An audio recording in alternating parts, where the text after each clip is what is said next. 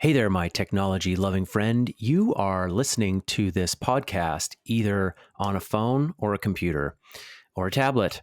And that device is likely to be emitting large amounts of electromagnetic frequencies as you are listening to my voice, unless you have downloaded this episode and then your device is on airplane mode. What we're talking about on this episode with Dr. Anthony Balduzzi is electromagnetic fields, and we are exploring the argument that they do cause disruption to living organisms. Previously, it has been said that electromagnetic frequencies in the range of cell phones and Wi-Fi routers do not damage DNA the same way that X-rays and gamma rays do, where the ray itself will directly blast your DNA apart and cause damage and start off cancer. And what Balduzzi shares in this episode is that the mechanism is different, it's more subtle, it's harder to see, but that our bodies are electrical, and that there are many electrical fields that happen inside the body, and that those are disrupted by pulses of electromagnetic fields of certain frequencies and in certain amounts. And he gives pretty compelling evidence to support that. I wouldn't be interviewing Dr. Balduzzi on this subject if I hadn't already looked at what he had to say and found it compelling. So if you haven't ever explored this subject by listening to someone else about it, or if you have explored this subject and the person that you were listening to was just seemed like kind of off their rocker and way out in conspiracy theory land, I encourage you to listen to this episode with an open mind, because Dr. Balduzzi is not one of those people. He's very evidence-based. He really knows how to do his research, and he's a trustable voice. He's been on my show 2 times before. I really enjoy my conversations with him. The guy is just he's just so sharp, and he always shares so much value for my listeners. So he planted this seed. The last time he came on the show, he said, "Hey man, I've been looking. I know this isn't my field. I'm into health and fitness, and that's where my business is. That's where I've spent most of my life. But I have been digging into this on the personal side and spending lots of time looking at EMFs and trying to figure out, where is it harming us, and what can we do about that? What can I do in my own home to mitigate these things that are happening that we're probably going to find out years down the road what it's doing to people?" And so we spend the first half of this episode talking about just explaining how this actually works, how EMFs from Wi-Fi and cell phones can actually disrupt biological processes inside of humans and inside of other things, including bees, for instance. We talk about bees. And then we spend the second half of the episode talking about what we can do, like what actually moves the needle in terms of your own exposure.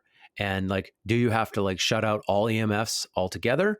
Or are there some mitigation techniques that you can use to cut out 75 to 80% of what you're getting on a daily basis? So there's some really good tips in here, some to-dos for you that aren't going to necessarily cost too much money to implement. They just take some effort.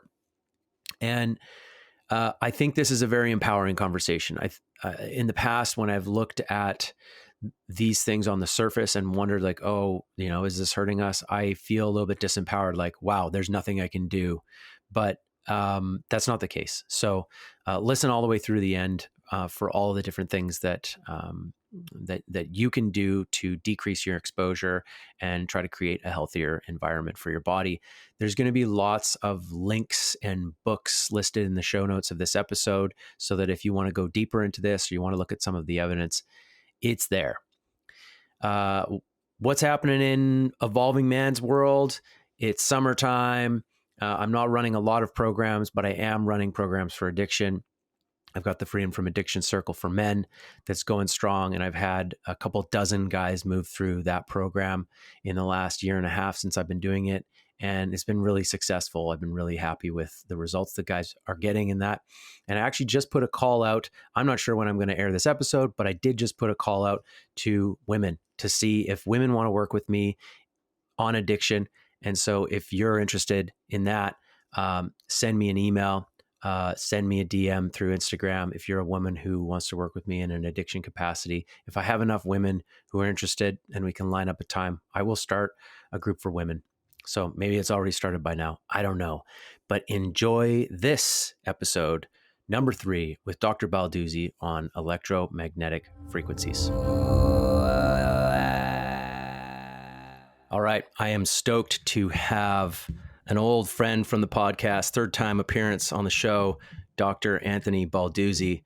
Thanks for coming on the show again, man, and taking more time to speak with my audience. I am so happy to be back here. You have one of the best shows that I've been on, and I'm excited for our conversation today on a topic that, I'm passionate about and many people need to know more about.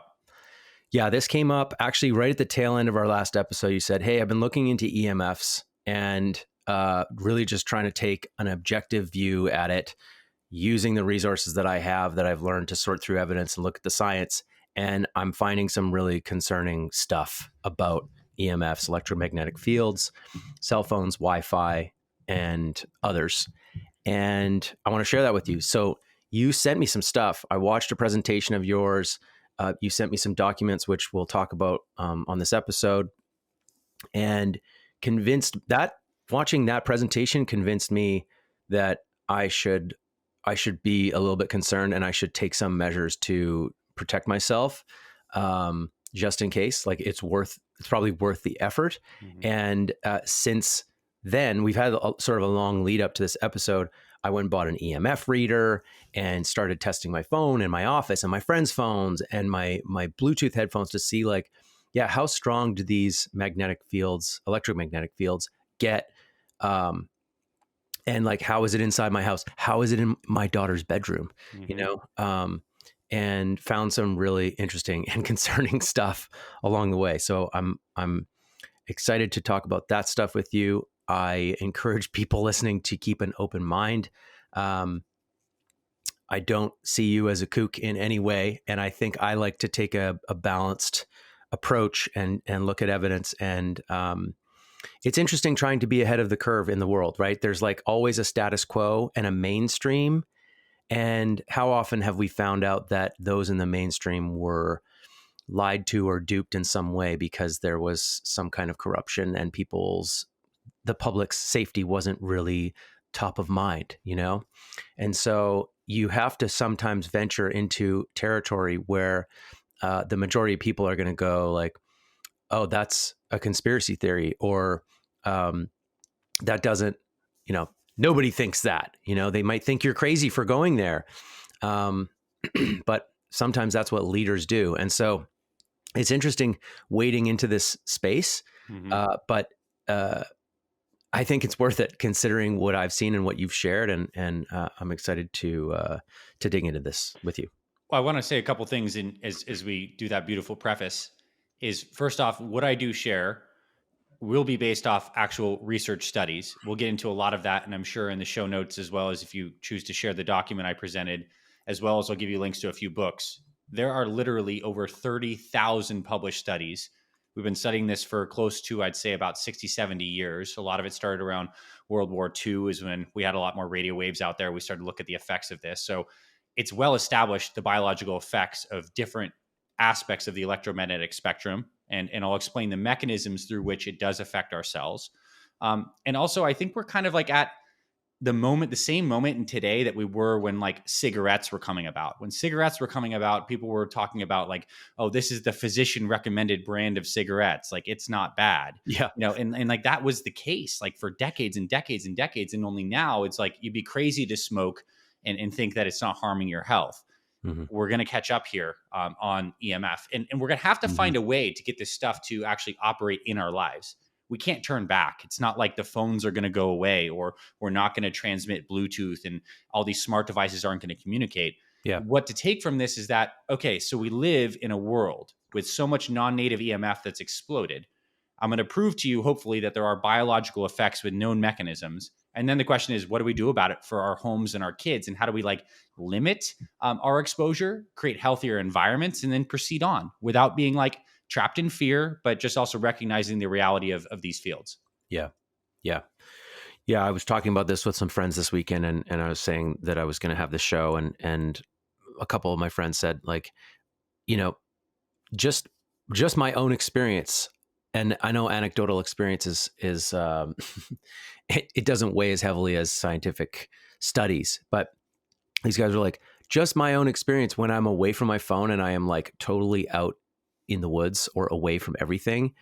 I just feel so much better after a few hours. Like there's something going on when I'm like Mhm. in the buzz and out of the buzz. You know, if you can Yes. fully get out of the buzz, and of course it's a question of like, oh, but are you just like getting the nutrients of nature, or is it also that your all of these sort of subtle internal systems inside of your body uh, are able to function better in the absence of the buzz? And so I actually like that I used that term because I know we're probably going to talk about bees Sure. on this episode. And so, yeah, let's get into it, man. How and what got you started on this, by the way? Why did you start thinking about this and looking into it? I noticed that I felt worse around my cell phone. I felt worse when I was on computers with Wi-Fi, and I felt better when I got away from that stuff and out in nature. And I've also been a digital entrepreneur for like 15 years working on computers. So I started to like do some tinkering. Like, what happens if I plug my laptop into Ethernet? Like, what happens if I get outside and do some grounding or earthing barefoot? And I started to see that it was just so noticeable. Like, I'm one of the people that actually can sense like when I'm not feeling good around a phone, a little anxiety, a little repulsion. And what I sense, just so people know, and other people might be able to feel these too, when you're in the sun and you know you've gotten too much sun, like you feel an experience of repulsion. You're like, man, I do not want any more of this UV radiation, is typically what we're experiencing. Like, Yeah. this is bad. This is harmful. Yeah. Like, I get a low grade amount of that when I have too much exposure to a high EMF device. There Hmm. is just a sense of like repulsion, like, damn, like a little further away, like a little less of this. And I know the mechanisms, and I'll share those of what they are. But I think maybe the first place we can start is even defining what an EMF is Yeah. and what EMR is, so we actually have some definitions to go through here. Yeah. And before we go there, I like that you're pointing out the sensitivity thing. Like I think people need to recognize that um, sensitivity and numbness is a thing. And so, like, if you don't necessarily feel something, that doesn't mean it's not real. It just Mm-hmm. means you're not sensitive to that thing. Mm-hmm. It's easy to go out into the sun all day. And if you're drinking and you're smoking and you've got all kinds of things that are sort of creating a cloud around your senses, maybe you won't feel that thing that you're talking about with the sun. Yes. Um, Also, when I met my wife, I realized how sensitive she was to certain things, to certain foods, to certain Yep. energies and other people. And that made me more attuned to those things. And it gave me more of an understanding of like, oh, okay, like sometimes the people who can feel things, they are messengers for us. And like we should listen to them and not discount them just because we're not feeling it. Mm-hmm. And that's why we have these things that read certain frequencies and tell us what's happening, like an EMF reader, right? Mm-hmm. So, yeah, I love that you were tuned into your own sensitivity, and that made you curious, and that you went into that. Like people need to recognize that their sensitivities are a gift, Mm-hmm. and listen to those things. So many times in society we're taught that like our sensitivities are a liability and that we should just ignore them. You know, there's a lot of societal pressures that do that, and they try to focus us into a box. But truly, like your biggest gifts come from your sensitivities, right? So Mm-hmm. this is what you're doing. You were sensitive to this thing. You looked into it. You uncovered all this stuff, and here you are sharing everything because you listened to your own intuition. So I love that. And the same thing happens with many aspects of our bodies, like food. When you clean up your nutrition, you find that when you eat things that are now like not, aren't good for you, you feel like you're more sensitive to it versus when you're eating those things all the time. You're just kind of like in the sludge. So I think the cleaning up process oftentimes can increase sensitivity. Two, I also want to bring up the natural, just like bias of the human mind, that we believe what we can see, touch, taste, hear, feel. Like these are sense organs. Like insofar as a camera lens itself is a sense organ for light, it has parameters. It has design parameters, capacities. It can't capture all of the spectrum. I mean, we try to take a photograph of the sun. We can only capture so much of the energy because we have a sensor that's limited. The human body, amazing, but we have pretty limited sensors. Like what we perceive as visible light is a tiny fraction of what is often called the invisible rainbow of electromagnetic fields. Everything down from long loopy radio waves all the way up to very high frequency gamma rays. We only see visible light, this small spectrum, and we believe that that is all that's out there. Other creatures are different. Like butterflies can actually see UV light. So imagine your butterfly like cruising around during the daytime when UV is very high. You're seeing like all sorts of crazy stuff that's not even a part of our experience. Yep. The birds that navigate the globe, they're sensitive to the magnetic fields and the poles of the earth, and they use that to navigate. They're not relying on their eyes in the same ways that we would. So we have capacities beyond what we simply believe are our senses. And that's important to recognize as we get into this invisible rainbow that makes up what we experience as, manifest reality, physics, all of this stuff. Yeah. And so radio frequencies, cell phone frequencies, Wi-Fi, they all operate on a higher wavelength than visible light. Is that correct? It's actually not correct. And it's Lower. interesting. So let me lay out the whole spectrum here just so people get an idea. This is my right hand, although if you're watching on video, I'm waving a hand. We're going to call this the lower frequency stuff. And what frequency means is, if you think back to you're taking some classes like math classes, the idea of a sine wave, a wave that goes up and then it comes down. It's like that just loopy wave where the trough and the peak are like the same. Like how many times does that wave complete a cycle in 1 second is what we call hertz. So electricity that is in our wall outlets right now is AC electricity. And this was established by Nikola Tesla. He decided to set that at 60 hertz. So that electricity cycles a complete sine wave 60 times in a second. And that's just, I want to get us kind of in the idea of thinking about frequency in terms of hertz cycles per second.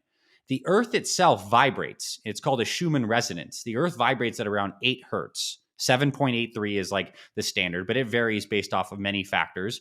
But so that's like every second, the Earth is completing a sine wave. And if you move your hand really fast, you can almost do that. So the Earth has a natural resonance that all life is attuned to. That's 7.83 hertz. Now, we're going to go up a lot higher than just that. We have power lines and radio waves, or long loopy waves. So a radio wave can almost have 100 meters in between completing a complete sine wave. So just think about it as like a long loopy wave that can travel far distances. And because it's not short, it can actually penetrate long things. That's what makes radio waves really good for long distance communication. Then we go a little shorter in frequency. So like there's more cycles per second. We're getting into cell phones, which typically kick off microwaves. And that's a little alarming for people to think about, because we know a microwave is a microwave device that heats food. Well, cell phones kick off frequency in the microwave spectrum. And believe it or not, that is lower energy than visible light. It has a lower frequency than visible light. Right. But visible light is just what all biological life is attuned to being accustomed to. So it's not as simple to say that like high frequency is bad or low frequency is good. It's more like, what is native? What did all species like get exposed to all the time throughout, creation and evolution, all these things. And those tend to be healthier than the non-native waves that we're putting out into the environment. Right. So in space, they have something called the cosmic background microwave radiation. And basically we can measure how old the galaxies and solar systems are by just microwaves that are floating through space. So these things exist, but what didn't exist until, 50, 100 years ago is having microwave devices in our pockets blasting all the time, right? That is absolutely novel. And so we have, I guess I talked about how that we have those radio waves, and microwaves are faster. We have visible light. And then we have the stuff that we know is like bad for us too much. Above visible light, which red is the slowest wavelength we can see. Violet is the fastest wavelength we can see. So below red, we have infrared. A lot of people are talking about infrared saunas. So we cannot actually see infrared light, but we know it has beneficial effects for our skin, for mitochondria. That's just below the visible spectrum. Yeah, and isn't that because, I mean, I guess the sun also gives off some infrared, right? It does. Especially during sunrise and sunset. We talked about that on the last episode. And very important to talk about. So the sun is where this whole system is connected to this fiery orb that creates all these spectrums that we're exposed to. Of sun's light, about 50% of it is infrared. And when that infrared light hits the earth, it turns into thermal energy and we get heated. That's like the daytime. That's why things get hotter, because it's kicking off infrared. And the sun also kicks off UV radiation, or at least we get exposed to more of that when the sun is in the middle of the day from like 10 a.m. till 4 p.m. That's when we're getting more UV. And when UV is above violet, we can't see it. That is the exact spectrum of light that causes us to produce vitamin D.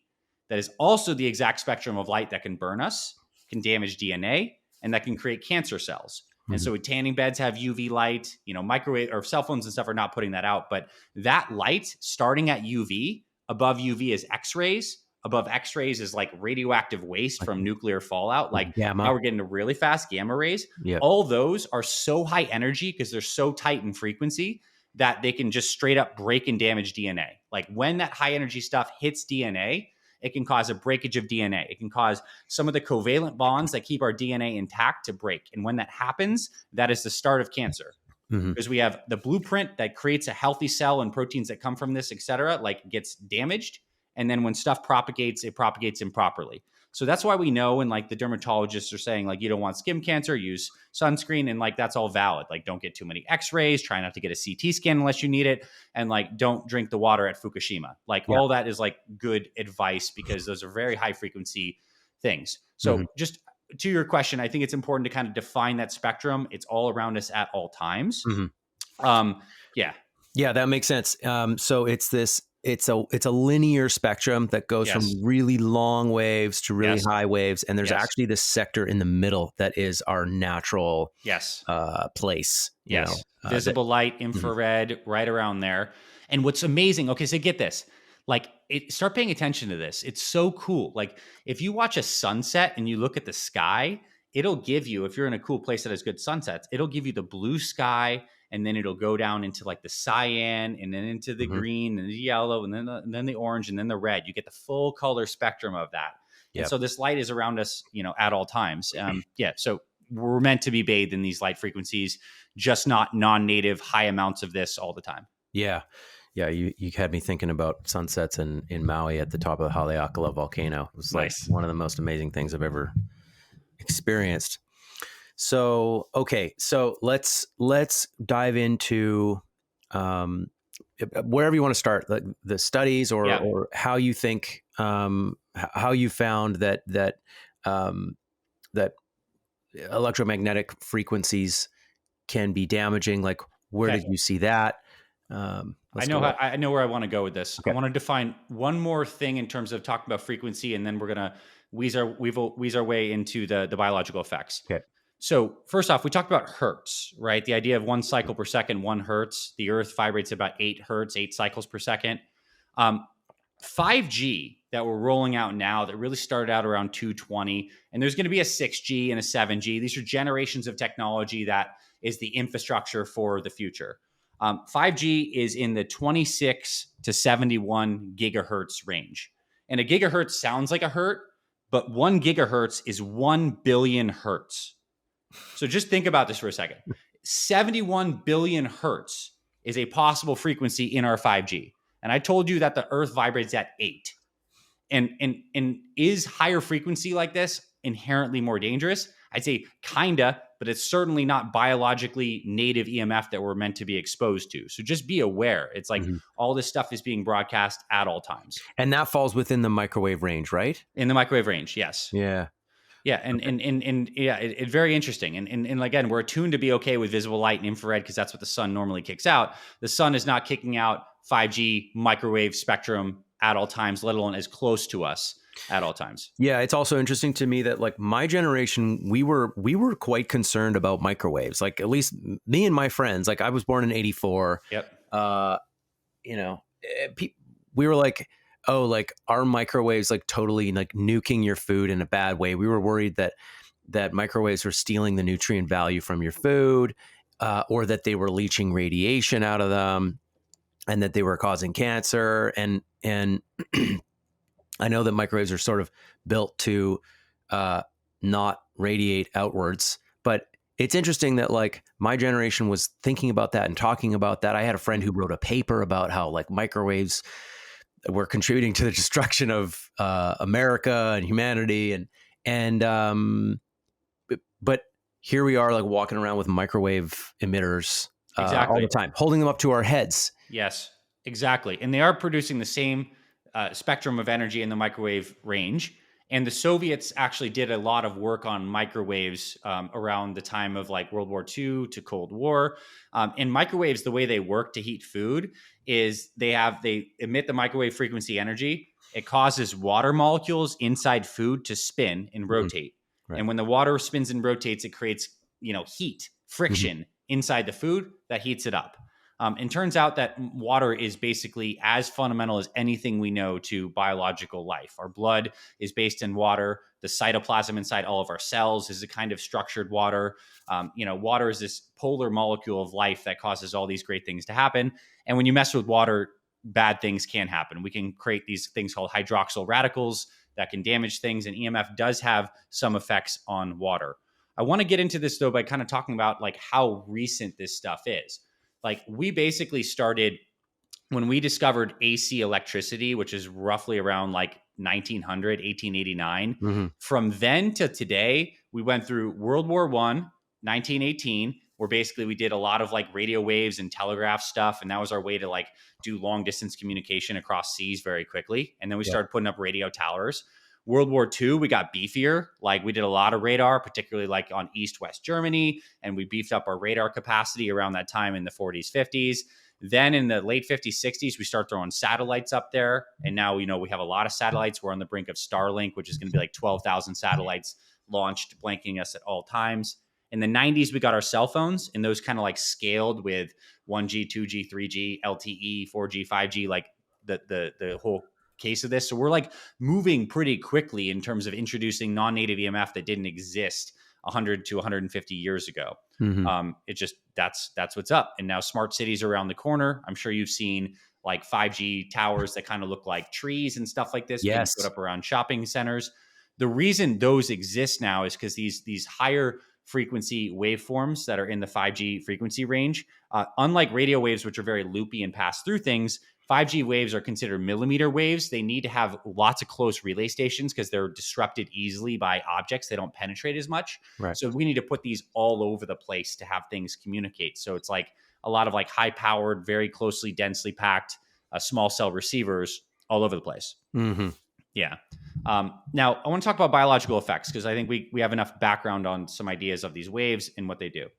There was like a massive debate over the course of the last couple hundred years on whether or not humans were like electrical beings or not. Like, how did electricity go on with life? And I think when Volta invented the battery, we thought it was just a physical property of nature and it didn't have to do with actual like humans, but it turns out that it does. We know now that all nerves are electrically conducting, and they're using minerals like sodium, potassium, calcium to create charge differentials to allow things to happen. We know that cells, that they basically do fluxing in and out of minerals. And one of the most important minerals that we flux into our cells is calcium.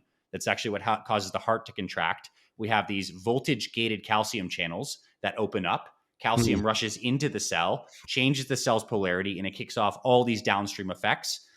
And as you can imagine, if our cells are sensing voltage, and if our cells are trying to maintain a specific kind of voltage, when we're creating different kind of electrical fields or any kind of electromagnetic interference, things don't work quite as well. It creates changes and problems with the electrical nature. And every key organ is electrical. We measure the brain with the EEG, electroencephalogram, the heart with an EKG, electrocardiogram, right? Electromyogram for the muscles. So we're completely electrical and we use minerals. So when we start to mess with this by creating non-native fields, the cells don't work as well. And some of the first things that fascinated me was like some of the research on bees, and we'll bring these up now. So bees are interesting. You know, they're interesting for many reasons. One, like I think a lot of our farming and our agriculture depends on them, you know, pollinating all the plants and going around. And we've seen this thing called colony collapse disorder, where we've had a lot of bees that have just been going away. You know, in the Yeah. U.S. in 2015 alone, they found out that 42% of all bee colonies collapsed. And this was like a huge concern, right? Because if crops don't pollinate, then we don't have food and we can't What do the agriculture stuff. what year was that? That was in 2015 that they found a huge decrease. And a lot of people have been like, how do we save the bees? Is it the Mm-hmm. pesticides? What is it? Well, Yep. interestingly, the guy that actually really invented the radio waves was Marconi.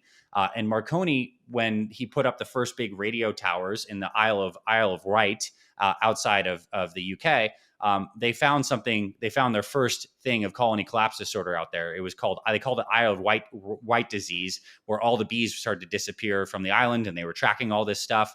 And there were some other researchers that took this further and started doing experiments with bees, where they put cell phones in beehives and see how the bees behaved. They would take blood samples, or I guess technically hemolymphic samples from bees, and see how they changed. And more or less, when you expose bees to microwave radiation from cell phones, they get pissed off, meaning they start to make their pipping noise like they want to swarm. They Yeah. become lethargic and they don't actually swarm. And if they have the ability to actually leave and exit the hive, they will bail. The queen bee lays like 50% less eggs in when she's bathed in microwave radiation. And when they draw the blood from the bees, they find that they have a backup of all the nutrients that should be getting into the mitochondria. They have a backup in the hemolymph of protein, carbs, and fats. So there seems to be some impairment even on the mitochondrial aspect of energy production. Mm-hmm. And this is so key because, like, what we're going to hear all this discussion into the future about longevity and like how to live a long time, it's all about the freaking mitochondria. Yeah. It's all comes down to this. Like, you know, the mitochondria, the powerhouses of our cells, these little organisms that probably came from the sea that we developed a symbiotic relationship with, they are the end point of metabolism. We eat food, proteins, carbs, and fats. We digest that food by using enzymes that chop things up. We deliver it to the mitochondria, and the mitochondria produces ATP. And ATP is the currency that our cells use. And if the mitochondria can't work well for a number of reasons, we don't have cellular energy. When our body feels like it doesn't have cellular energy, it does a whole bunch of compensatory mechanisms. Stress hormones go up, sympathetic nervous system tone goes up, we become insulin resistant, we become more anxious and nervous because we don't have enough ATP for this really energy expensive brain. And guess what the mitochondria uses to produce energy? It's called the electron transport chain. Does that sound like slightly electrical to you? Yes. It's completely. And basically the whole process of it, it's so amazing how nature works, is we basically pump electrons through in the form of hydrogen atoms onto one side of this mitochondrial membrane to the point where it builds up so much pressure that all those hydrogen the atoms want to go back into the inner membrane. And as they do go back into the inner membrane, because there's so much outside pressure of them, they turn a gear. Literally a protein gear turns called ATPase that turns ADP into ATP. So without getting, I mean, I could go into that again, but point being, we use electron gradients to produce ATP. And what they found from the bee studies, and now we're starting to see more from some of the human work, is that that electron transport chain does not work as well when it's bathed in non-native EMF. Mm-hmm. And that's why things back up into the blood.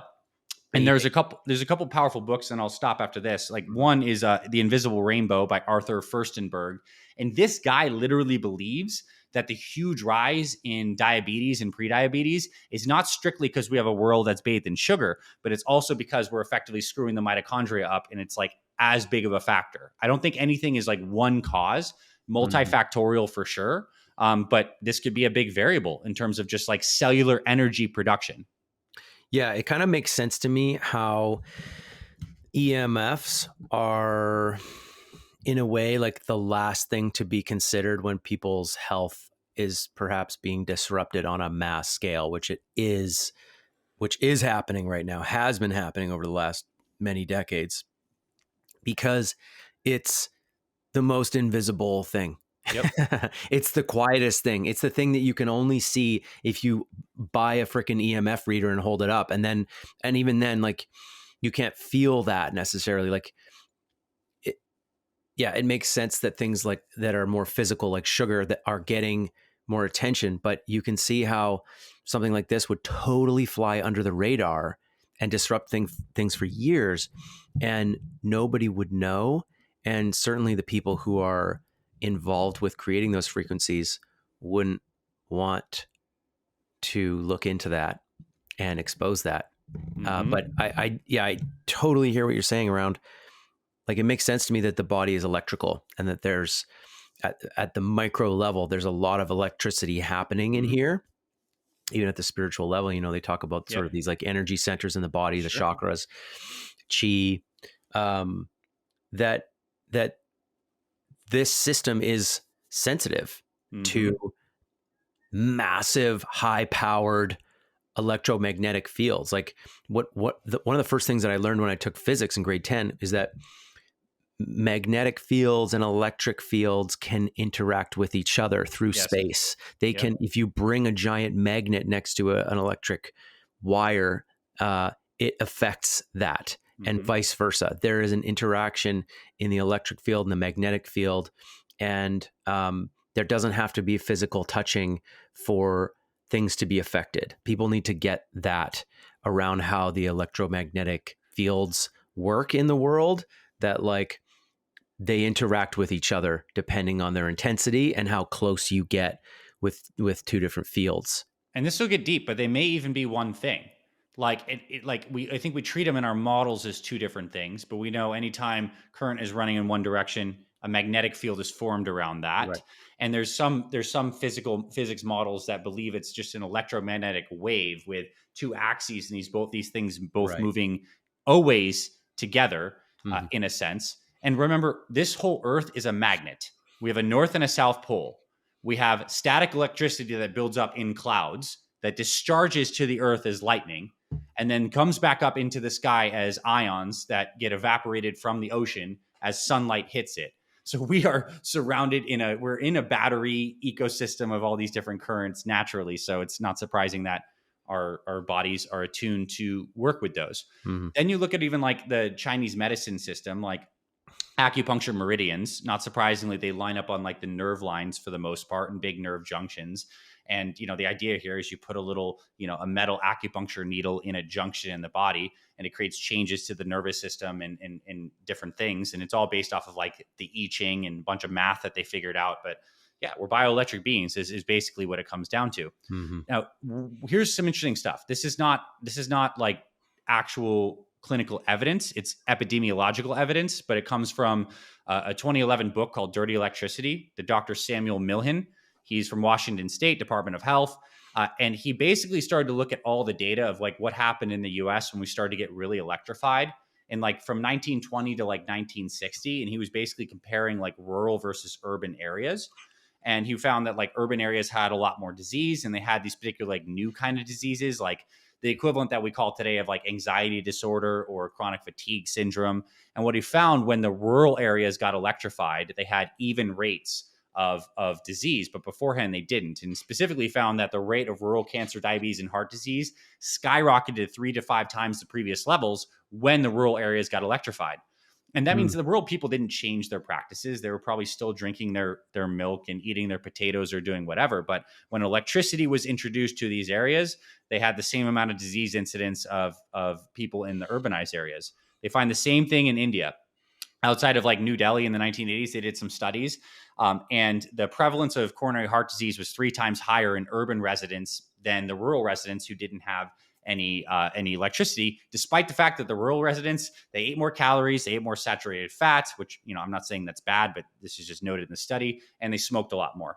So there is something here if you look at just like population level stuff. Yeah, But it makes me wonder, like, what else changed in their lives when electrification occurred? Was it that they started using electricity for heat, and that there was like a sure. worse air quality inside the house, or electric stoves? It's definitely a question mark. We can explain it. Right. There's so many variables that could happen when electricity comes in. Maybe their circadian rhythm got jacked up because they stopped, Yeah. being as there. And like, yeah, I think those are all probably effects.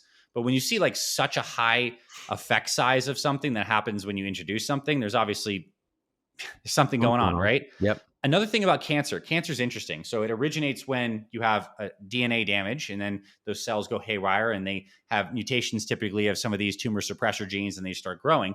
Cancer, not all cancer is the same, but this is a fair enough blanket statement, is cancer thrives in low oxygen acidic environments. Cancer doesn't have the same kind of mitochondrial health or metabolism. It typically takes glucose and it ferments it. It's not going through the electron transport chain with oxygen. It's creating an acidic environment. Hmm. And cancer cells almost always have higher voltage. They're less negative. So if a normal cell is like negative 25 to negative 70 millivolts, cancer cells oftentimes have positive voltage. They're all jacked up. Hmm. So cancer cells uniquely have a different electrical profile than normal healthy cells. Something to consider. And then the mechanism through which DNA can be damaged by EMFs is well known. And here is what it is. I mentioned those voltage gated calcium channels. When EMF causes those to open up and calcium floods in, what happens? Calcium plugs in, it creates nitric oxide inside the cell, which is net beneficial in other areas, but inside the cell, NO is a powerful signaling molecule that creates a free radical called peroxynitrite, and that wreaks havoc and damages the DNA. And we know this happens. It is well proven in so many studies. And a lot of these EMF devices that help mitigate things that we'll talk about later in this conversation, a lot of them say that they help prevent the damage to the voltage gated calcium channels. That's what they talk about in terms of protective mechanisms. Yeah. So, in layman's terms, what I'm hearing you say is that EMFs, when you're exposed at whatever certain frequency, certain intensity, can damage DNA and cause cancer long term. Yes, but this is a really, really, really important point, through non-ionizing mechanisms. So if we think back to the beginning of the conversation where I talked to you about that whole electromagnetic spectrum, and I said, remember the very high energy waves, those UV, X-rays, gamma rays? Those are so high energy that they can quote unquote ionize. And what that means is they can basically hit something and then cause that thing to become a radical, to lose an electron. And that's like direct damage. Like it's like me punching you in the face. That's like ionization. What the talking point of the industry is saying, well, microwaves are fine because they're non-ionizing, so they can't actually damage DNA. I'm telling you, we've now discovered the mechanism through which DNA is damaged in a non-ionizing way. It is the talking point and the fallacy to say that just because it's non-ionizing doesn't means it's not dangerous. It is. It just works in a more circuitous way. Calcium comes in, creates the radical products. Now we get the DNA damage. It's not as direct, but it's still happening. Yeah, there's this roundabout way that it's occurring. There's this roundabout way that it's disrupting the electrical field, and our DNA gets damaged through that process versus like the punch in the face of a gamma ray or an X-ray where it's just exactly. Yeah. Okay. Nailed it. And look, in the Navy commissioned this guy named Dr. Zori Glazer, and it was really cool because like he basically, I think it was in the 1971 he did this report. In 1971, he was able to gather over 2,000 references to studies at EMF at the time. And they didn't have a fraction of the power that we had. It was mostly probably radio waves and some microwaves. But they found oxidative damage in the brain, fertility issues with fetal development, alteration in the biocurrents of the brain and in the heart, sensitivity, bleeding disorders in different kinds of areas. And like, this all depends on the dose, but like he has this report and we can link that. This is Glazer 1970 report. He had 2,000 studies. And today, as I said, we have over 30,000. Some of the more recent ones you can find in the Bioinitiatives report, which is bioinitiatives, I think .org, bioinitiative.org/conclusions. That's like 1,800 plus new studies showing EMF damaging DNA, actually affecting fertility, which we're seeing now too. Imagine if you had a microwave in your pocket at all times, right next to your testes and your ovaries. Yeah. We know it actually damages the Leydig cells of the testes that produce testosterone and can actually damage sperm counts too. Did you used to sit with your laptop on your lap? I did. It was terrible. Me too. Ridiculous. Like it was like knowing what I know now, like you're like putting a microwave on your sex organs. Like that's terrible. Yeah. Wow. This is wild. So, okay, I can see how we haven't uncovered this yet, because upon initial research, that what they were looking for was like, does this ray does this particular frequency damage cells? Like, Yes, through bam, does it damage, ionization. right? Yep. But what they weren't seeing was this more subtle process that's very important inside Mhm. the human body, that happens inside cells, that happens deeper in there inside the mitochondria. Yep. And there's a disruption of this very important process that they weren't looking at, because it probably took biologists to really like see this process happening and uncover it. It takes a lot of research to look this deep into the body to see how waves are changing things. Yes. So, And one more thing on that, mhm, this is important to understand how we've been thinking about it and how it's wrong. What you just said, absolutely true. The next thing is we've been thinking about the damage of EMFs through the idea of thermal effects. So there's this thing called I think it's specific absorption rate. And basically what they do, and these are like SAR ratings on phones, they take like a dummy, like they have like a dummy with its head is filled with some kind of water solution, and they model it after like a 6'2", 200-pound man, and they put the phone on its head, and then they see what are the thermal effects, like how much does the water heat. And if it's not a big change in the thermal temperature of that, it's fine. And then they give it an SAR rating, and then they ship that thing out, and it's all good to go. no way. Like, if it doesn't cook your brain like Yes. physically Yes. with If heat, it's then not it's fine. causing a fever effectively in the brain, that's part of their safety mechanism. And I'm trying to tell you, the thermal effects of EMF don't freaking matter relative to this other stuff. Like, Yeah. we're talking now on electrons. We're not just talking about like thermal effects. That's one of the ways. It's like, oh, there's no thermal issue with EMF. Oh, there's no ionizing issue with EMF. Those things are probably true in certain contexts, but that's not actually where the problem lies. Right. It's not the Um, problem. that's Yeah. really key. Also, if you look at, I can't, don't quote me on the exact specifics of this, but in Apple's terms of service with their iPhone stuff, they basically say like, don't keep this thing near your head more than like 12 inches or something like that. Yeah, Like, I think, well, and it says like, do not let it closer than 1 centimeter to your body. right. And we're putting it Yeah. in our pockets at all times. Like, so like, it's not like these companies don't know this stuff. It's Yeah. just that there is a lot of benefit too in the technology we're rolling out in our future. And our current mechanism is using broadcast waves through 5G and microwave frequencies to be able to get things to communicate, let alone Mhm. connecting everyone, let alone tracking people with data and getting big data to work in sync. Everything needs to be talking. So we're pot committed at this point to broadcasting waves in the air to devices that are not connected with wires. Yeah. And so also there's a lot of politics in this as well. Like, at least in the United States, where I'm from, in 1996, there was a big telecommunications act that was enacted. And at the time, the EPA, Environmental Protection Agency, which its job is to basically protect people from health stuff and like make policy based on what's good for people, they wanted to allow different areas to make the judgment call. And if they wanted to have cell towers, radio towers, so like a certain municipality in a small town could decide, no, we don't want this stuff. Mhm. And there was a lot of lobbying that went down. And then Bill Clinton signed 1996 telecom into practice. And that basically made it so that no local municipality had any say on whether or not telecom could be installed. It was strictly a federal issue through the Federal Communications Commission. Mhm. And so that changed the game, because then everything could just be rolled out without anyone having a say, because it was more like a federal thing, not a local thing. Yep, that makes sense. You grab the control, you grab the power, you centralize it in one place, and then you can control the whole thing. And I'm sure he was lobbied to 100%. make that happen. Yeah, and that was in 1996, and actually at that time, telecom had spent more dollars lobbying than the entire tobacco industry.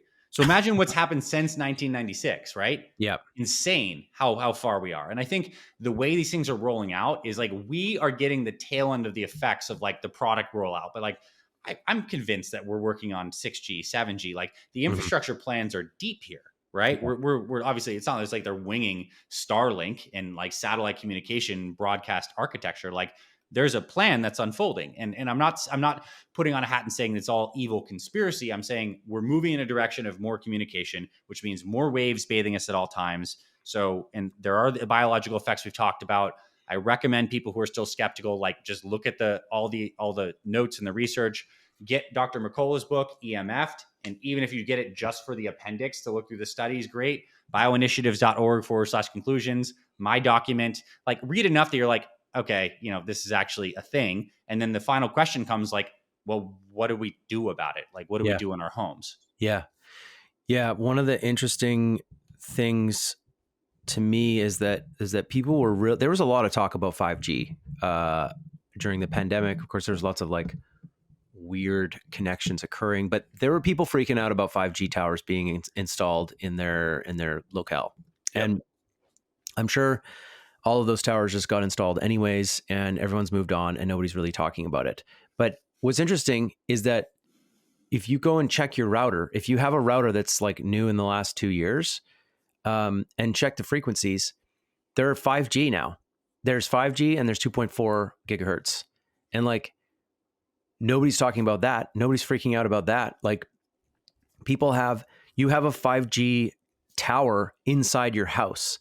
And it was interesting to me buying this EMF reader that you recommended to me and like checking out the fields in my house and noticing that like definitely my entire living room and my kids' room is like being pounded with EMFs and 5G no less. And add to that the fact that when I put the sensor on my phone becomes a router. Like if my phone's on and it's transmitting, like if I do a speed test or if I open maps or something, it gets as strong as my router Yeah. is. And you wouldn't sleep right next to your router, but like people hold their phones to their heads to talk on the phone. They Sure. put their phones in their pockets, and like basically becomes like a 5G cell tower. I'm curious though, actually, if you tested 5G towers and like what were the readings that you got near the tower versus like what comes off your phone For when you're sure. just using it. And I'll answer that, but I want to make one quick distinction because it's a little subtle. There's like a slight correction to what you said.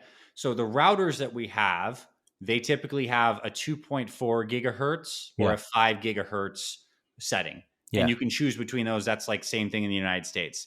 That's not the same as 5G. So Okay. 5G stands for fifth generation wireless technology, and the frequency range of that is 26 to 71 gigahertz. So yours goes Oh, max to 5. So this is what's so fascinating is like the 5 gigahertz is not technically in the 5G range. got it. That might be in 4G. Like I don't know what the 4G range is. It might be in 4G, but like if a router eventually has 26 gigahertz as an option, that would be in the 5G range. So it's Right. slightly different. 5G Yeah. stands for generation versus the gigahertz, but still, like if I have the choice, I use the 2.4 gigahertz option on the router, but the 5 would be probably fine either way. What I will Right. tell Because you it's about, not 26 to 71 gigahertz. yeah, That's like a but whole it still other. is 5 billion cycles per second compared to Right. 8. Like, and I think I do have this bias in my mind that like less is better, but I don't know how different 2.4 billion cycles per second is than 5 billion cycles per second. Yeah. What I say is like it's all just a lot of energy and non-native. The biggest thing with all these things in our house, routers, phones, is proximity effects. So like if you have a router and you're in the same room and you have an EMF reader, like the closer you are, you're going to get high readings, and there's a lot of mitigation. So first thing people should do in their homes, and we'll kind of weave in the practical stuff, is like set that router in a room that's like not your bedroom, not your kid's room, like further away. You can still get like decent Wi-Fi far away from a router. Like it's still a broadcast, but it's just not as potent. It's like a lot easier. And it might be in the magnitude of 75% to 80% lower if you're 3 rooms away versus in the same room. So that's Yeah. like a significant move. 2, the phones have such variable amounts of like EMF that they kick out depending on what the phone's connected to and what you're doing. Mm-hmm. If your phone is not connected to Wi-Fi and it needs to literally ping a satellite through Verizon AT&T network, it powers up. It has to do a lot more high-powered transmission to get that going. So Right. you could be streaming a video on YouTube, and if you're connected to Wi-Fi, you might be 75% less emission coming out of the EMFs than if you were just like cruising out in the world. So that's something that's good to know. Okay.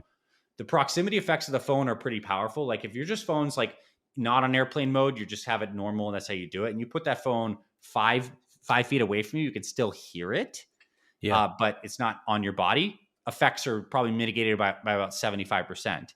It's just when these things are on you at all times, when many background apps are connected at all times, and it's constantly pulling data, then you're going to be hit a lot. And what I have found is I have some friends with like newer iPhones that are 5G enabled. Okay. So they have the ability to get into that 26 to 71 gigahertz. And if they're not connected to my Wi-Fi and they're pinging the 5G satellite in network tower infrastructure, those things can kick out more EMF than a freaking tower that you see on the side of the road that looks like a tree. And like I've gone and measured those straight up, and I've measured like literally a new iPhone hitting that. So just because the device is small doesn't mean it's not like super powerful in terms of what it can kick out. And the one final thing I'll say is like what we also know is that our bodies do better with continuous fields. It's like if you were bathed constantly in the same waves, your body adjusts. It just gets good. And I think that's the case of like people who live in Mexico City and like they're breathing the shitty air all the time. Like, I don't know. They just like you adjust. There's compensatory mechanisms. It's when there's pulses, which is exactly what our phones do, because pulses are the expression of sending data that is more episodic. That's where our cells go like, what the shit? It's like boom, pulse, boom, pulse, boom, pulse. And that seems to be a lot more disruptive than continuous. But all of our stuff's pulse. So it's like not exactly there's just continuous expression. I just want to bring that up as something that we know is important biologically. That the pulse, yeah. So there's not a real great way to mitigate pulses. It's just how data is transmitted. Yeah, pulsing. Yeah, yeah.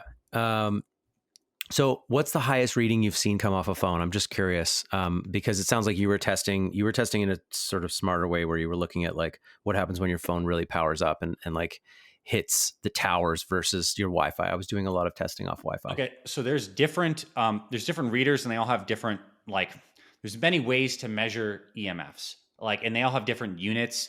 They can be in like for magnetic fields, it's Gauss, and then there's Teslas and micro Teslas. Like the meter I have is measuring both peak and average. And the average is really interesting. That would be like what you're generally like bathed in. But the peak is nice because it shows you how pulsed and how high the wave amplitudes get. My average my average is in the units of microwatts per meter squared. So that's like an area of effect, meters squared. It goes up to 100,000. I've had iPhones completely max that out. I've had go to 200,000, like higher than this reader even kind of like goes. It goes up to 100K here, but I've seen up to 200,000 microwatts per meter squared from an iPhone not connected to Wi-Fi, going on 5G, trying to stream data in a place with lower cell service. That's like the worst conditions possible for making the phone work that hard. And then the peaks is volts per meter. We also know that you don't want like a ton of like high peaks. And if you go to bioinitiatives.org/conclusions, they have like standard set of what they think is good. And different countries have different standards. US and probably Canada, we're like more lax on this than other countries. But oftentimes even your laptop computer will max out a peak of over 6 volts per meter. But point being, over what my meter can check out. Yeah. And every meter you get, this is important too, because you go on and buy an EMF meter. Every meter has a frequency range through which it detects. It's not like they can do this. So my meter only goes from up to 8 gigahertz, which is not even in the 5G range. Right. What? But like, I don't know of any like just a layperson available meter that actually can pick up 5G. This is definitely going to pick up all my Wi-Fi stuff, right? Because that's in the 5 gigahertz and this goes up to 8. Right. This one goes 50 megahertz to 10 gigahertz. Nice. You have a little higher than I do. But it doesn't actually go to 5G cell. It goes to 5G Wi-Fi. Like it'll read my 5G Wi-Fi. Exactly.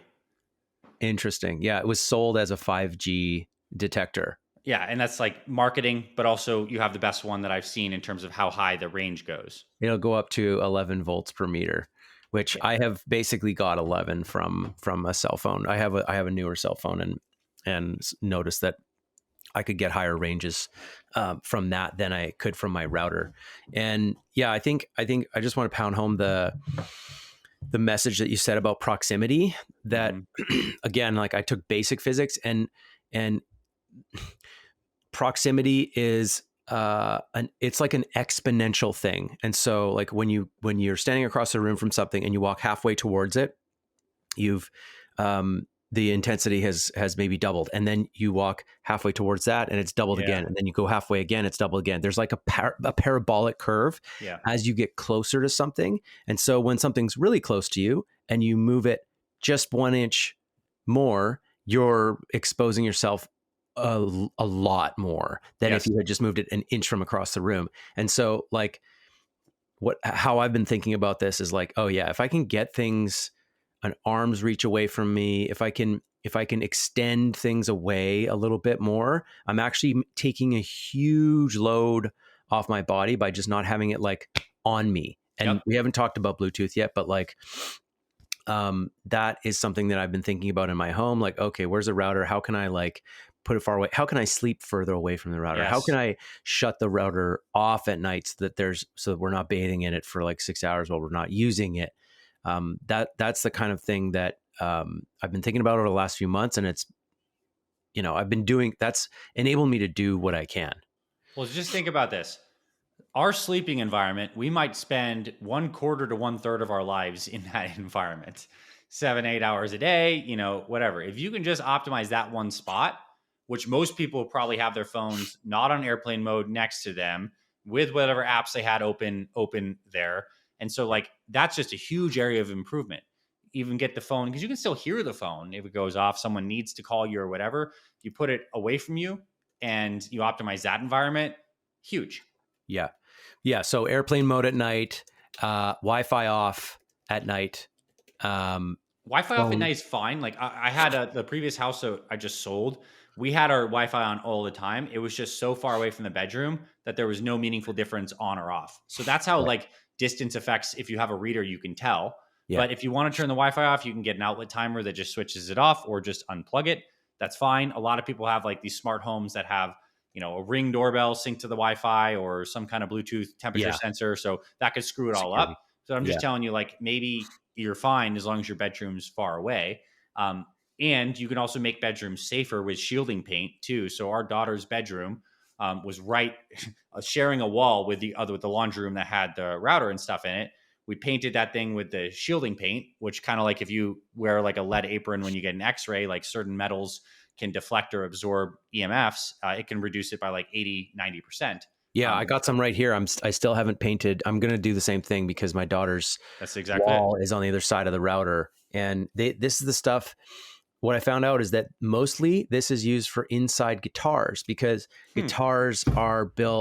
electric guitars are built the way that you get the sound from a bouncing guitar string into the pickups is they wind a bunch of wires around a bunch of magnets and run a little electrical field through them. And then when That's you play the cool. string over top of that, the pickup can feel the sound and then translates it to an amplifier. Now, in basically every electric guitar, there's two pickups, and there's one sort of closer to the bridge and then one further away, and they will interfere with each other if they're too close together, or if you don't paint the inside of that cavity where the guitar pickups are with this paint. And so this paint is essentially for like electric guitar makers. You can Crazy. just paint your entire wall with it to block the electromagnetic frequencies so they're not like interacting with each other inside the guitar. So it makes a lot of sense to me. There's I don't know what kind of metal is in here. Probably maybe lead. It's not. I think it's silver, actually. I I hope think it's there's not silver. lead in here. It's not lead. It's lead free, but I think it's silver, Yeah, actually. that's right. It's graphite, carbon. Yeah. Okay. Yeah.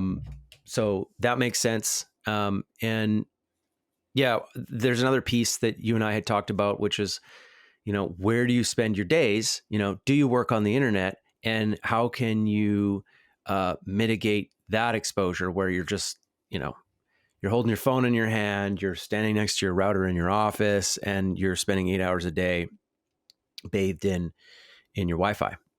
Yeah, and that's it. Like, so you and I both work on laptops and computers or whatever, and we spend a lot of time.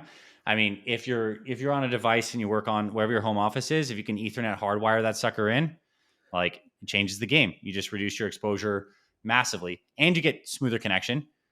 That often requires you either running a long, sometimes unsightly Ethernet cord from your router to where you work to plug it in, or you get an electrician and you get wall outlets, so there's Ethernet closer to wherever you do your work in your office. But it's non-negotiable for me. Like the computer I work on, which is a laptop, which I treat as a desktop with a monitor, is always Ethernet plugged in.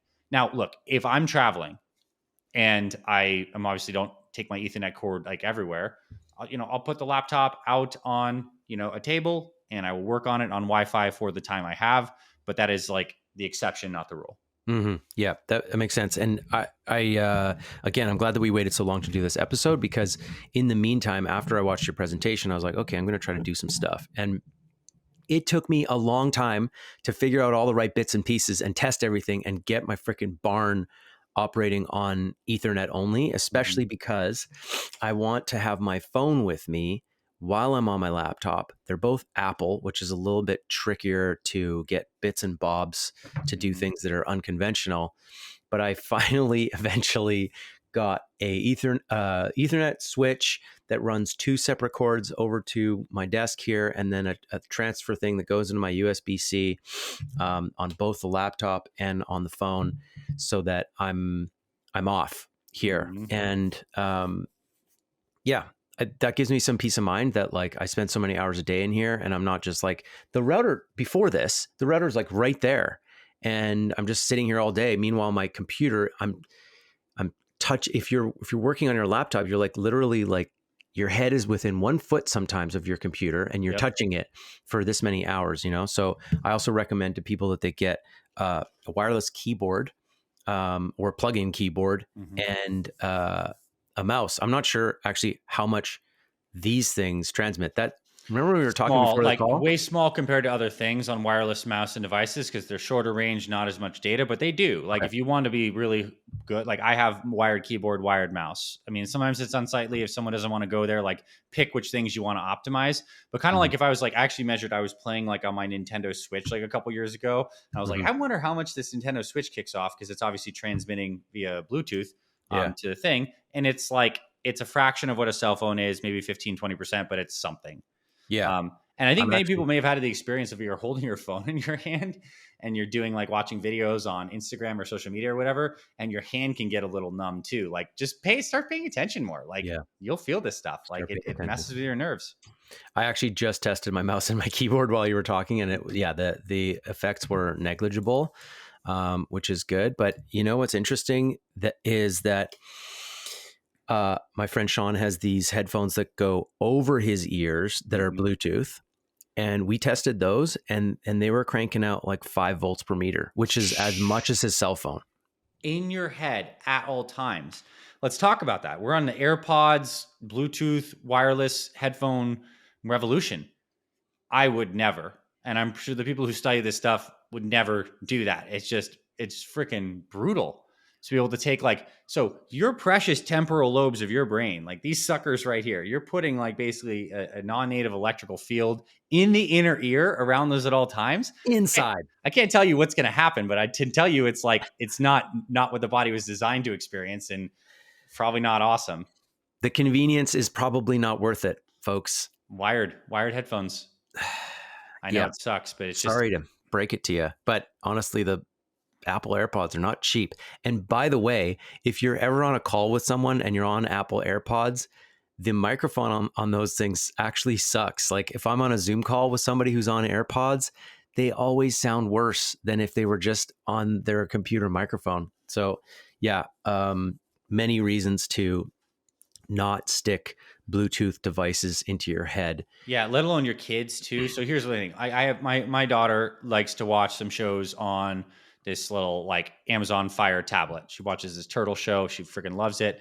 Like if you can download stuff on your kids' things, so it's not needing to pull like data to do that, great. Like downloaded movies, shows, cool. But if she is on Wi-Fi to stream something, I just sit her back a few feet, put it on a stand, and it's just proximity effects too. Like even a couple feet away from these things is better than them like holding the Wi-Fi transmitting device like right up to their face at all times. So that's relevant. Okay, that's really valid. Yeah, I actually wanted to ask you about Starlink when you mentioned it, because I was like, oh shit, what are we going to do about Starlink, man?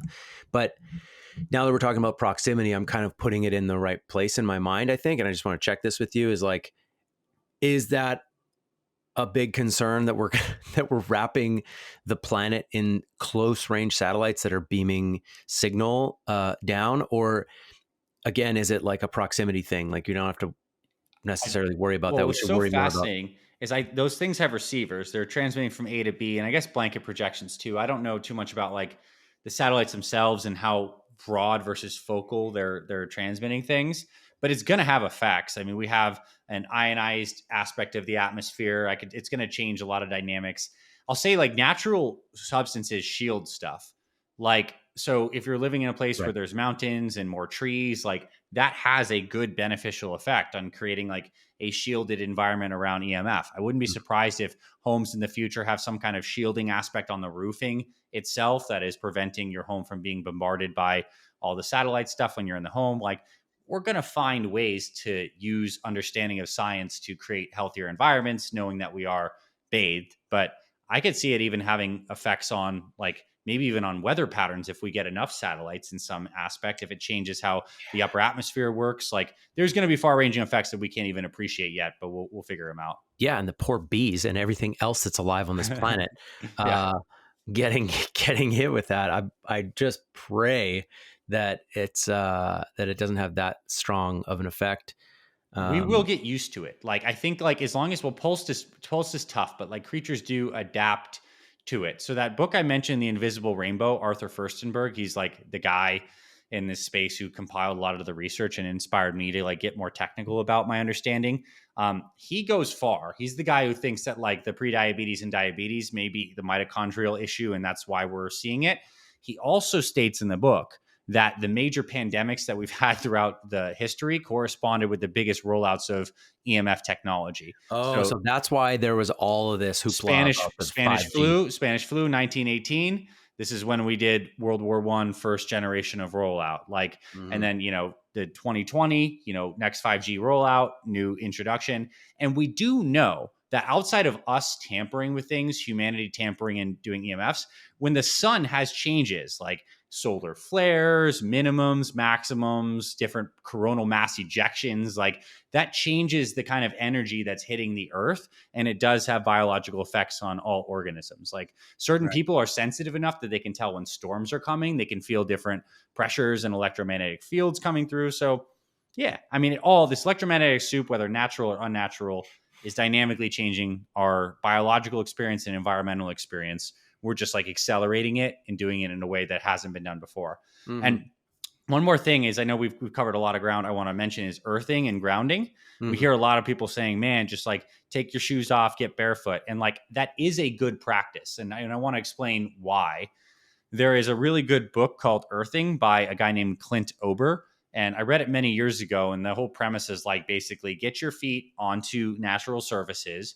You are going to be kind of like one, discharging any buildup of static, which we don't want too much static on our bodies. But two, you're just in contact with the ground, which has a natural flow of electrons because the earth is getting struck by lightning all the time. The metals in the earth are somewhat conductive. And so we're just kind of getting connected. And what's amazing is antioxidants that we say we want from our foods. We try to get all these antioxidants. All these things are electron donors. They're able to donate an electron to Mm. a free radical to neutralize it and make it non reactive. Right. If we have a steady flow of electrons from the earth, we're basically getting antioxidant effect from being in contact with the ground. Now, that's kind of Wow. wild, right? So Yeah. it's like we don't need vitamin C to donate the electron if the earth can donate the electron, and we got the electron because the lightning hits the ground, the earth is all that. So that's pretty fascinating. We do wear rubber shoes, and many of us are disconnected. So it is a good Mhm. practice to get out into that.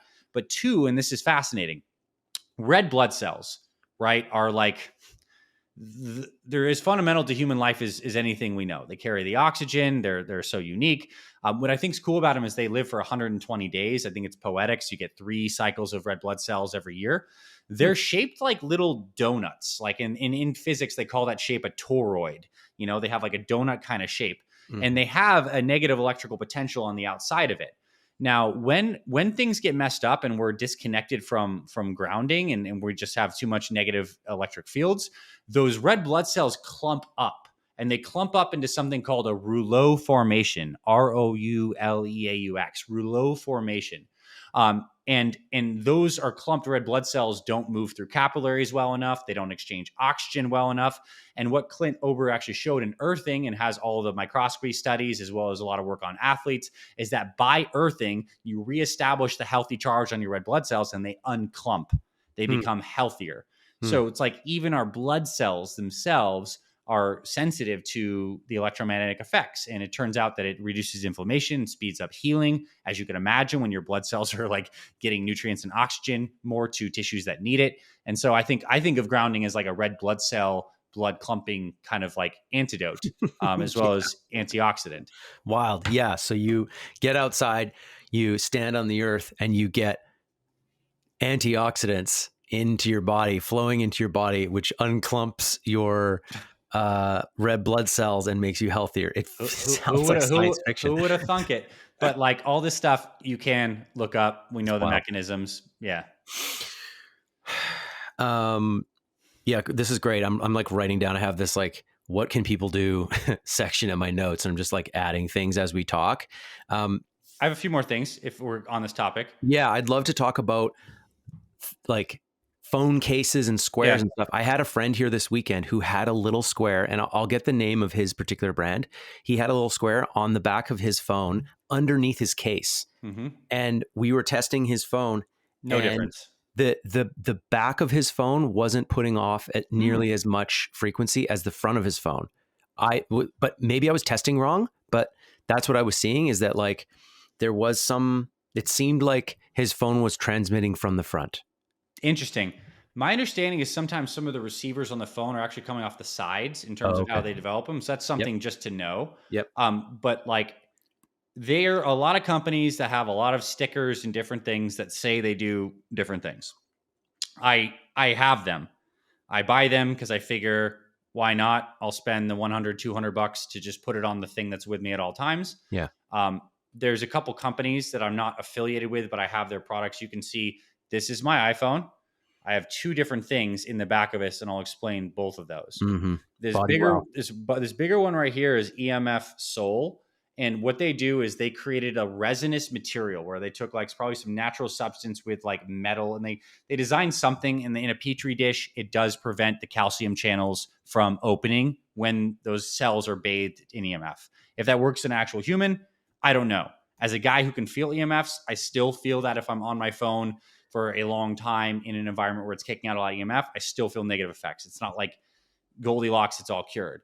Mm-hmm. This Bodywell sticker, these people, and these are actually really smart physicists, they figured out you could take some kind of aluminum chip designed in some kind of way, and then the marketing words is that it harmonizes the EMF fields to make them more biocompatible. And I do not know what that means. I'm telling you, it doesn't reduce the emission of the EMF. I'm telling you, they're saying that somehow the field becomes more biocompatible. There's some kind of harmonizing effect. Their studies, though, from Bodywell on their site that you can look up, only look at like 3G and maybe 4G phones. They're not looking at 5G, and that's substantially different. But I bought the $80 sticker and I put it on my phone. And you thought it was significant enough to buy it, or was it just like a Hail Mary? Or were you, Hail Mary, baby? Like... I mean, like I just know these things. If I'm like, this is my logic. This is my biggest source of exposure on a daily basis. I'm going to throw two of the good things that seem like they're super legit. I spent the maybe $150-$200.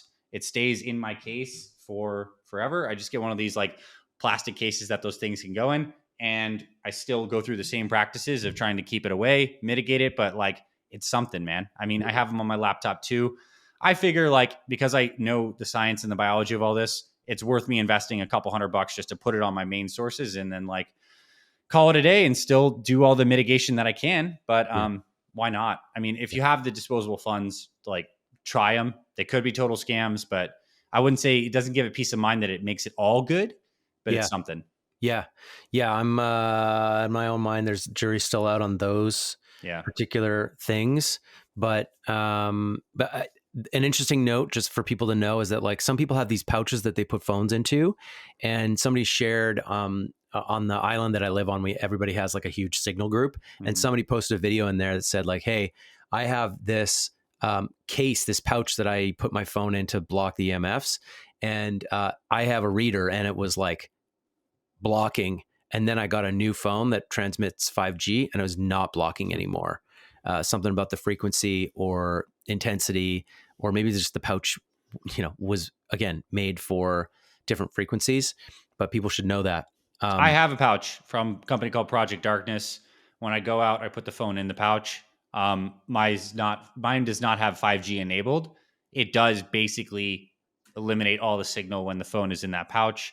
and I might throw it in a backpack. But that might not be practical for everyone because sometimes you want people to be able to contact you. Yeah. And it does cut out. But it'd be interesting for someone who has a 5G newer phone to see how much the pouch does cut down. And all the pouch is like a pouch that has some kind of lining inside of some kind of metal that is Yeah. obviously doing something to block the signal. Like, It's and a if it was Faraday a cage. perfect Faraday cage, it would Yeah. be completely blocked. When you say your phone's not 5G enabled, is that because it's not a newer phone, or is it Yeah. because you've shut it off? It's iPhone. Well, you can, which is a good thing to go Mhm. up to people. Is Yeah. mine is not. Mine is like an iPhone 10, 11, one of the 12 maybe. It's an iPhone red. It's like an older one. And I Yeah. mean, I'll eventually, I'm sure, have to upgrade. But you can go into like settings of your phone, cellular, and you can pick which one you want to roll on. 5G, LTE, 3G, and that's an option, to check out. But remember too, if you're at home and you're connected to Wi-Fi, you can do all your data processing through Wi-Fi, which is way closer in proximity, way healthier overall. Like using your phone on Wi-Fi at home is key.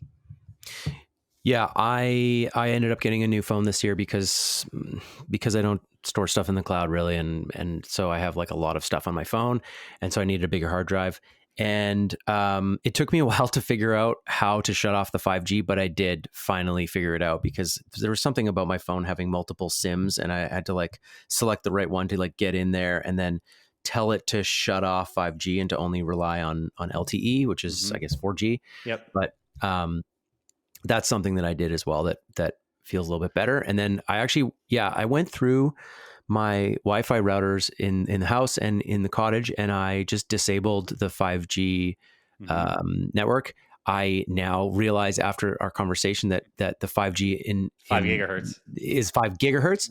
So it's not nearly as bad as what I was imagining. Yeah. I was like, oh, this is like, 8 to 20 times more powerful than the 2.4G one. But I still feel kind of good. Knowing that there's only one network blasting people versus two. Like, well what's said. the point?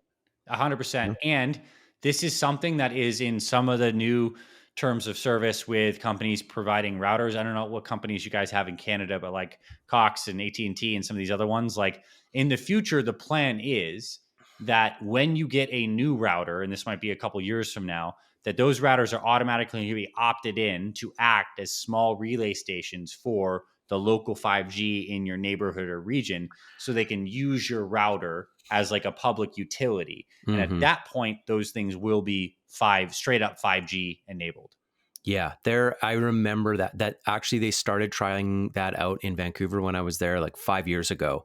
Anybody who had a Shaw router, there was a public Shaw network that was emitting off of that. And I'm not sure if you could go in and shut it down or not, but I know that I started seeing wherever I went, wherever I walked in the city, I was seeing public Shaw networks that I could log onto if I had a Shaw account. That's what they're trying to do, trying to blanket the whole city with Wi-Fi. Exactly. So, yeah. One other thing I'll share that seems relevant, I want to make the point, and I'm sure it's been made, but I'll highlight it. I'm not saying that EMF is bad. It's the non-native, crazy high exposure. And obviously we know visible light is EMF. That's kind of important for our life experience. Infrared is EMF. That's helpful. There are mats that you can get, like PEMF mats, pulsed electromagnetic frequency mats, that put out very biocompatible frequencies that can increase circulation, that can help you sleep better, that can improve athletic performance. So it's like we can use EMFs and our understanding of them to our advantage. There are some that are biocompatible. It just turns out that these heavy microwaves and radio wave ones are not. Mm-hmm. Do you have any idea if like a PEMF map would be helpful in the context of this EMF conversation where you're like getting blasted with other waves? Yeah, I don't know. Like simultaneously, I know that anything that's going to help your cells like improve their natural voltage, improve circulation, get you more into a parasympathetic state, which is, again, your nervous system will shift into a more sympathetic nervous system tone if your mitochondria themselves are not producing enough ATP and kind of get into this kind of like freaked out state. Like, I think we're starting to appreciate like how dynamic the experience is in terms of the body's sensation of how much ATP and energy is available and what gear the nervous system is in. So for example, this is a little tangential, but interesting. Kids that have really bad adverse childhood events, imagine really bad things happen to a kid when he or she is 5, 6, 7, 8, 9 years old.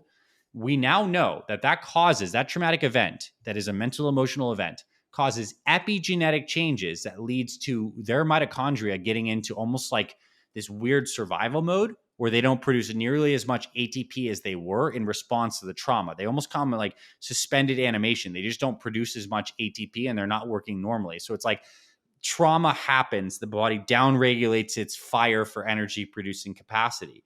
So it's important to understand how the mental, emotional, and the Wow. energy levels like they interplay. Just as like when the system is being bathed in an environment that's not allowing ATP to produce, like the body's first response is to increase sympathetic nervous system tone. It's like, shit, we got to liberate some energy. Mm, Cortisol goes up, glucagon goes up, like mhm, stress hormones go up. Let's like get an active experience. And this is why a lot of the main effects of EMF are anxiety, irritability, insomnia, headaches. These are all symptoms of high blood pressure, high sympathetic nervous system tone, and being the opposite of where we want to be, which is parasympathetic, connected, relaxed, mhm, healing, focused. mhm. Yeah, that makes sense to me in a way, like how a trauma, an event that you experience can create physical ill health, Mm-hmm. physical dis-ease in the body through the body's um, survival mechanisms being switched on. Those are Yep. short-term things that are meant to get you to survive in the short term. But if you keep that frequency running, if you keep those chemicals running, it's damaging over time because you're meant to be in a relaxed state. And Totally. I, being in the business that I'm in, I have seen so many people who go into their trauma, go into their deep wounding, do this emotional work, this healing work that doesn't just happen in one session or whatever. It happens over time through like multiple sessions, breath work, going on their own particular journey with their inner child Mm-hmm. and working on their healing. They get healthier. Their autoimmune issues Mm-hmm. subside. Their skin conditions, their psoriasis goes away. Yeah. I've seen so many things clear up in people and just see their energy come up, the color in their faces.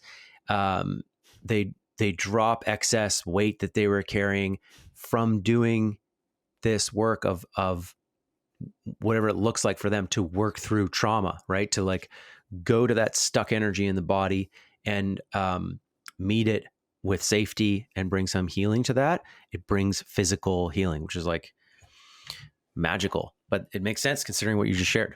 Yep. And the mechanisms are mitochondria and epigenetic changes through which DNA is methylated. Someone's color changes, better circulation nitric oxide. Someone's psoriasis or autoimmune skin condition changes, immune system is regulated now. We're not having internal conflict, which is like Mhm. the mirror of the internal conflict of the emotions, where the immune system is literally attacking itself. ATP and energy production goes up. It's amazing. And this also kind of brings up, I know we've gone for a while here, but the importance of light, circadian rhythm. Now we're talking about what light is best in this narrow band of the electromagnetic spectrum, and try to be as biocompatible as possible. When the sun is up, guess what color the sky is? It's typically blue, and we're receiving the blue spectrum of light around 500 nanometers. That gets us very alert. When the sun goes down, make sure that you're getting the deeper colors that are naturally found in the environment, the reds, blue blocking, lower lights. This helps protect melatonin production. Melatonin is so pivotal for the parasympathetic nervous system. Pretty much most of your white blood cells have melatonin receptors. It's an anti-aging hormone. So even this aspect of EMF, we can also bring it into circadian biology. Now we're zoning into this light wave of how the humans operate and trying to become as biocompatible as possible. That's Mhm. another part of this equation. It's not just microwaves and radio waves. It's like, how do we actually live well within the visible light rhythm of life? And just look at what's going on outside. When the sun is down, you should probably be lower light environment naturally, because that's what we're designed to do. Yeah. And it changes seasonally. And one more little nugget I'll say is I'm now becoming a even bigger believer that it's a better idea to eat the majority of our food during light hours and not too late at night when it's dark time. I think we're going to see more of this on circadian Mm. biology and how we're meant to be a little more active and a little more feeding during the sun times. Yeah, interesting. Yeah, feeding during the sun times. Yeah. Um, Yeah, all of this makes so much sense to me, and it seems like that is the big trend for me in my world and in my friends' worlds these days. Is like our lives have become so technological. We've been so integrated with technology. So many of my friends work online. Um, they run their businesses online, and they connect with their family online, and their friends. Like we're so integrated with it, and we love it. We can't go back. There's so many benefits to it, and there's more and more of an appetite and more of a need that people are recognizing in themselves to go natural. Like, oh, okay, I'm spending this much time plugged in. I need to unplug and Mhm. do this. There's more and more retreats that are really just based around like forest bathing, like just Yeah, for like sure. go, like you just went and locked yourself in a dark room for Yeah. days so that you could go inward and just be Mhm. away from it all, right? And Mhm. and that's a different kind of going natural. It is. Right? What you're talking about is like we're talking about like first we talked about energy and now we're talking about just like data input into the nervous system and we would just Mhm. want to connect back to this present, less thinking, less anxious, less active state of the mind. Yeah. And the profound states of consciousness that we experience when we meditate or take psychedelics is a slowing down of the brain waves from very active into alpha, theta, and maybe even delta. It's a slowing down. And get this, this is kind of poetic. Um, Beta waves of the brain when we're in just like active, stimulated thinking, are anywhere just to say maybe like 18 to 30 hertz. So 18 to 30 cycles per second. Hmm. Guess what? Like alpha waves are around. Alpha is a little more calm and like zen and focused. They're in the range of maybe like around 13, 12, 13 hertz. Theta might be like Right. 5, 6. So like the Schumann resonance of the earth around 8 Wow. hertz is in the exact frequency range of this deeper, slower brain waves that corresponds to a more profound state of consciousness. Oh, wow. It's poetic, bro. That's It beautiful. is. Yeah. It's like, so get connected to the earth. We tend to feel better, more relaxed, less thinking, Yep. and we have profound experiences.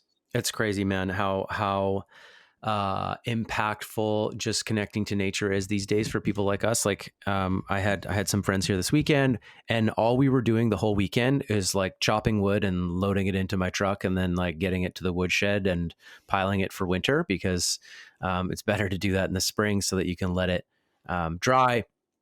And we were playing music and just getting into flow, tossing wood and Mhm. using our bodies a lot, interacting with some machinery. But the guys were like, "Yo, I feel so good just getting into flow with you guys, like tossing wood back and Yeah. forth, chopping wood, Yeah. throwing stuff around.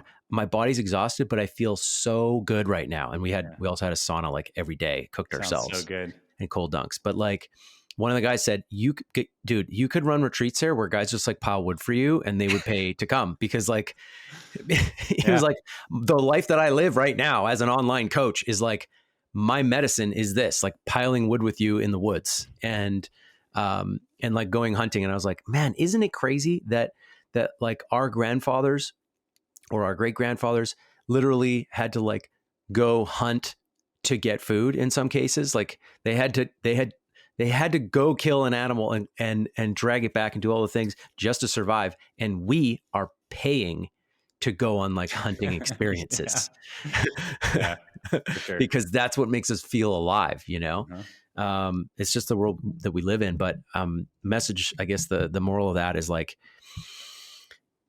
your vacation doesn't have to be this like crazy tour of some architecture or whatever. It can just be what most of my friends really love the most, which is like going out into the middle of nowhere and just being there for a while and having Mhm. no phones and sitting around a fire. Like that's like the most nourishing thing for us folks who spend so much time plugged in. I So totally agree. yeah. Wow, thanks, man, for coming here and sharing all of this. Is there anything more? I know you could talk about this for like days, but is there anything more that you think is important for people to know? We can pause this one here. I like giving you a little open hook so you can bring me back and I can talk about more stuff. The next wrinkle of this is like looking into biophotons, which is you can start to research that in your spare time that you probably don't have much of, but it's biologically generated light that our cells use to communicate. and it's significant. I don't think it's something that there's certain people understand, and I'm going into this to learning this a lot more, but there's obviously deep layers to us understanding the physics of biology, and biophotons are next. I won't talk about that now. I'll say, if you're still tuned in listening to this, thank you. I know this was a lot. I would say, take some of the precautions, check the show notes, read some of these documents, talk about what you learned with someone you love. Let's get this information out there. And obviously, Ben, if you look into biophotons and you're like, I'd like to talk about that, I'll come back in some time and we can go deep again. Oh yeah, buddy. You're giving me the shivers. I tuned in. There was a couple threads there for me. Like I tuned into an episode of Rick Rubin's podcast, Tetragrammaton. Folks, Yep. Rick Rubin has some interesting guests on his show. And he had this guy, Jack something. Dr. Jack Kruse. Now we're Kruse. talking about light and melanin in circadian biology. It's a deep topic, brother. The leptomelanin pathway. And you know what's crazy is that for me, that connected with this book that I read called The Cosmic Serpent, which is about ayahuasca, and this anthropologist who went down into the jungle to study those folks and then ended up doing the medicine and like integrating his scientific understanding with direct experience, and his theory that he sort of came out with in this book is that like DNA basically like emits light. And then you can actually see that light when you are, in the correct state under ayahuasca, when you have certain training or whatever, and that they're actually working with light in these places. And I can say that I've had experiences that feel that way. And so, yeah, when I heard Jack talking about this on Tetragrammaton, I was like, whoa, dude, like there's threads being connected here. And, it feels more true when you hear these things sort of coming from different places. You're like, oh, there's got to be something to that, because these are totally separate fields. And so, yeah, we'll save this one for next time. It's definitely like beyond my understanding, but I would love to sit and listen to you talk about it for sure. For sure, bro. Thanks for this today. I had a blast. Thank you, Dr. Balduzzi. Again, folks. We'll drop as many resources and books and your website and even some handouts here, like the radio wave packet, so that people can look at more of these studies. Like the radio wave packet itself has like 30 studies that are linked in here that people can look at if you really want to like get into the weeds on this subject. But yeah, folks, keep an open mind. And thanks for sticking through with us for 90 minutes here. Thank you, Dr. Balduzzi, and we'll see you next time.